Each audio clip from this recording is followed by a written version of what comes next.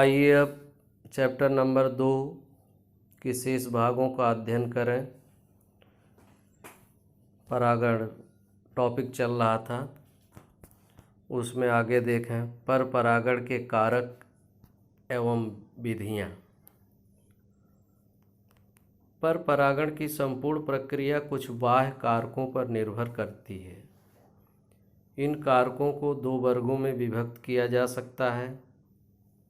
जैविक कारक जैसे कीट, पक्षी, चमगादड़, घोंघा इत्यादि। अजैविक कारक जैसे वायु एवं जल। उपरोक्त साधनों या कारकों के आधार पर परागण 3 प्रकार का होता है। नंबर 1, वायु परागण। जब परागकणों का स्थानांतरण वायु के द्वारा होता है तब इसे वायु परागण कहते हैं। वायु परागण वाले पुष्पों को बहुत अधिक संख्या में परागकण मुक्त करने की आवश्यकता होती है, क्योंकि परागमन के समय अनेक परागकण खो जाते हैं अथवा नष्ट हो जाते हैं। इन पुष्पों में यानी वायु परागित पुष्पों में निम्न विशेषताएं होती हैं। नंबर 1, पुष्प छोटे तथा अनाकर्षक होते हैं। इन पुष्पों में परिदल अनुपस्थित अथवा सूक्ष्म होते हैं। परिदल से आशय ऐसे पुष्प जब बाह्यदल और दल में विभेद न किया जा सके तब ऐसे दल को परिदल कहते हैं।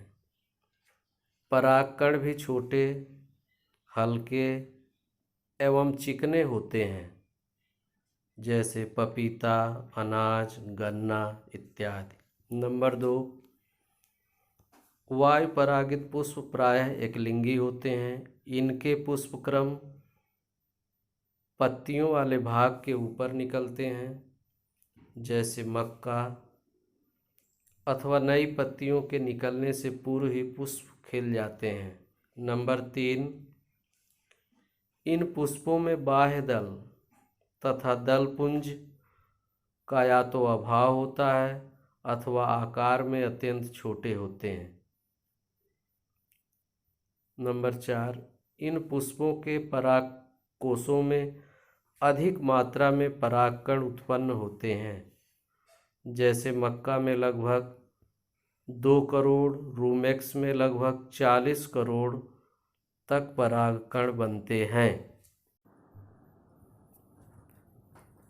अब आपके स्क्रीन पर मक्के के पौधे में वायु परागण को दर्शाया गया है।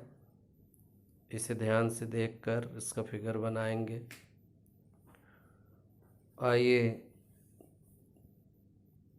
चौथे नंबर पर आवें। इन पुष्पों के परागकण आकार में छोटे, शुष्क व हल्के होते हैं, इसलिए ये सरलतापूर्वक एवं एक स्थान से दूसरे स्थान पर उड़ जाते हैं।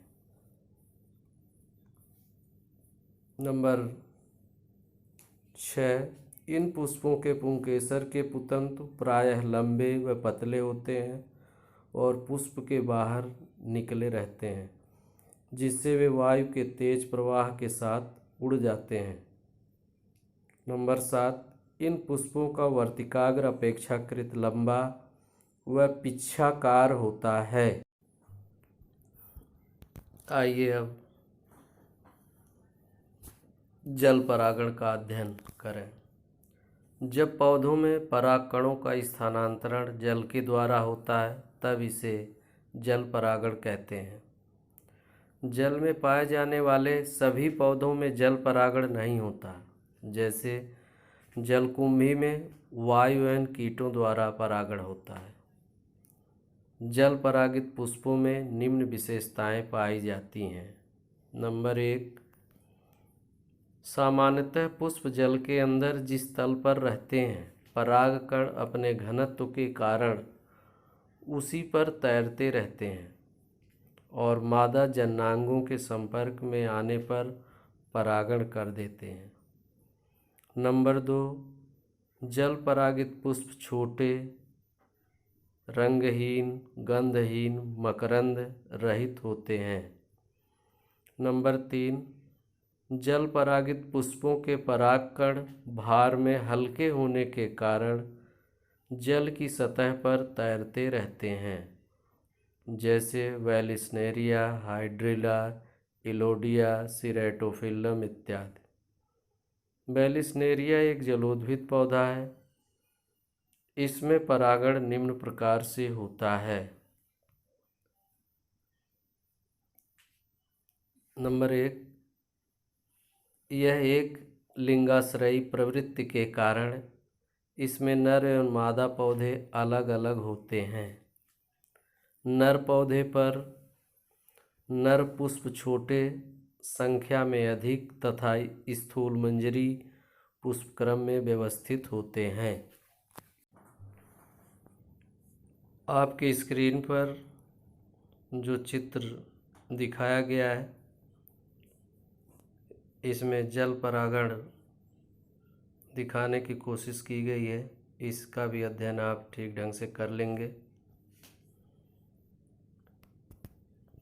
सी पार्ट इसका देखिए। जल निमग्न पुष्पक्रम से निकलकर नर पुष्प अपने पुष्प पलड़ों की सहायता से जल की सतह पर तैरते रहते हैं। डी, मादा पुष्प एकल तथा लंबा कुंडलित वृंत वाला होता है। परिपक्व होने पर पुष्प के वर्तिकाग्र सतह पर आ जाते हैं।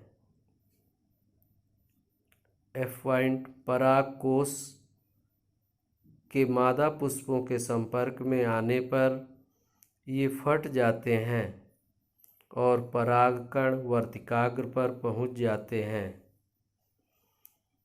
जोस्टेरा नामक समुद्री पौधे में जल की सतह के नीचे परागण होता है। इसके परागकण लंबे फीते की तरह होते हैं तथा पानी की सतह के नीचे तैरते हैं। आइए अब तीसरा और अंतिम जंतु परागण का अध्ययन करें। जंतुओं द्वारा पुष्पों के परागकण को जंतु परागण कहते हैं। यह कीटों, घोंघों, पक्षियों, चमगादड़ इत्यादि के द्वारा होता है।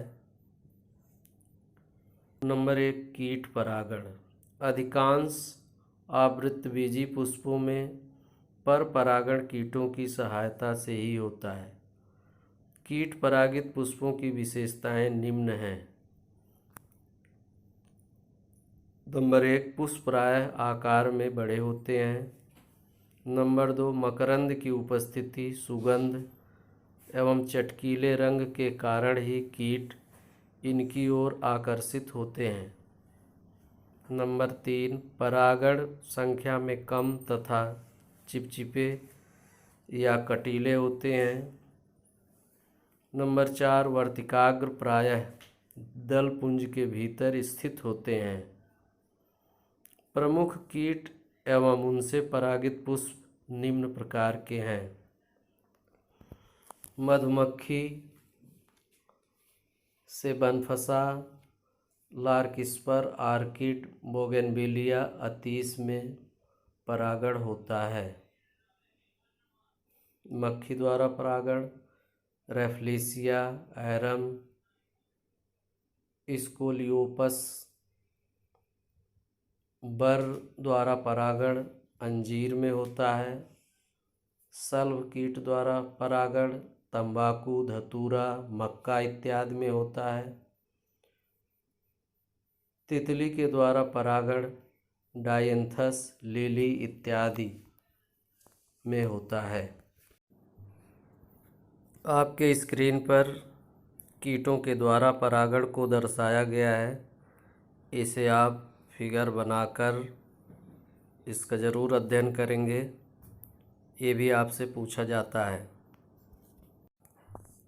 आइए अब घोंघे द्वारा परागण देखें। इस प्रकार का परागण कुछ जलीय पौधों में देखा जाता है। यह कीचड़ में उपस्थित घोंघे द्वारा होता है, जैसे लेमिना, पोएसी कुल का जिमीकंद इत्यादि। चमगादड़ द्वारा परागण, कचनार, इपैरुआ, कदम इत्यादि पौधों में चमगादड़ों द्वारा परागण होता है। चमगादड़ पुष्पों की गंध से आकर्षित होते हैं क्योंकि रात्रिचर होने के कारण इन्हें पुष्पों का रंग दिखाई नहीं देता। पक्षी परागण, पक्षी पुष्पों का रंग एवं आकार देखकर उनकी ओर आकर्षित होते हैं और वहां से मकरंद भी चूसते हैं। इस क्रिया में पक्षी एक पुष्प से दूसरे पुष्प पर भ्रमण करते हैं और इसी में परागण हो जाता है। जैसे बिग्नोनिया के पौधे में गुंजन करने वाली चिड़ियों द्वारा एवं स्ट्रेलिड्जिया में एक शहद की चिड़िया द्वारा परागण होता है। मधुपान के समय जब पक्षी दल पुंज की नली में चोंच डालता है तो इसके वक्ष या सिर पर चिपचिपे परागकण चिपक जाते हैं और जब ये पक्षी दूसरे पौधे पर जाते हैं तो पर परागण संपन्न हो जाता है। पक्षियों द्वारा परागित पुष्प अधिकतर लाल रंग के होते हैं।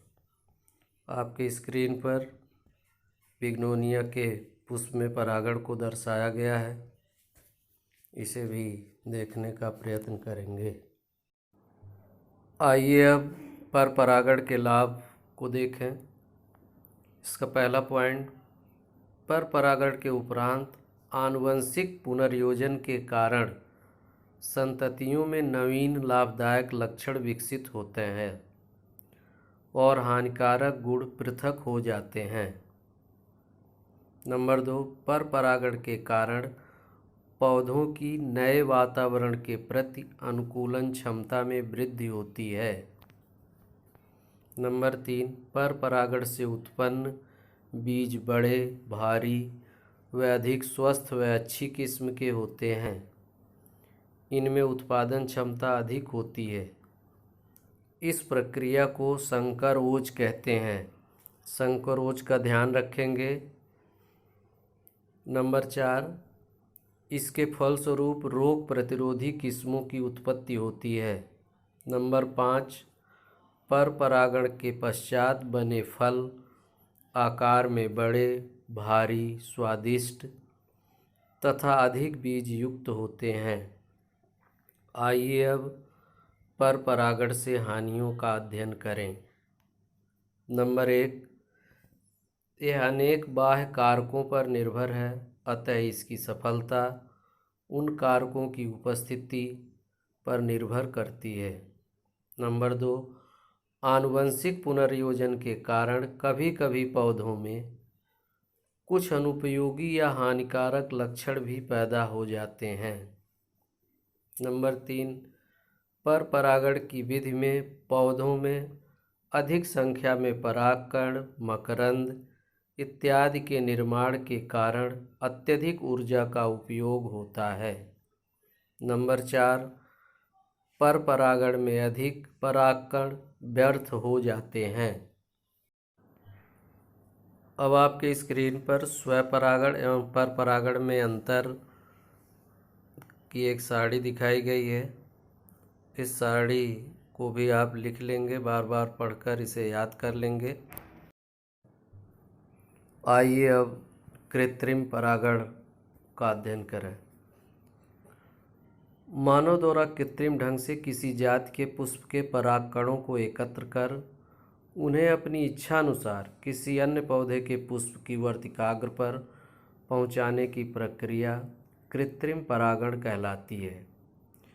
यह चयनित संकरण की प्रक्रिया है। इस तकनीक द्वारा द्विलिंगी पुष्पों में परागकोश के स्फुटन से पूर्व पुष्प कलिका से चिमटी की सहायता से परागकोश को निकाल लिया जाता है। यह क्रिया विपुंसन कहलाती है। विपुंसन की क्रिया को आप ध्यान से याद कर लेंगे। विपुंसित पुष्पों को उपयुक्त आकार की बटर पेपर से बनी थैलियों में ढक दिया जाता है। इससे अवांछित परागकण वर्तिकाग्र पर नहीं पहुँचते। यह क्रिया बोरावस्थावरण अथवा बैगिंग कहलाती है।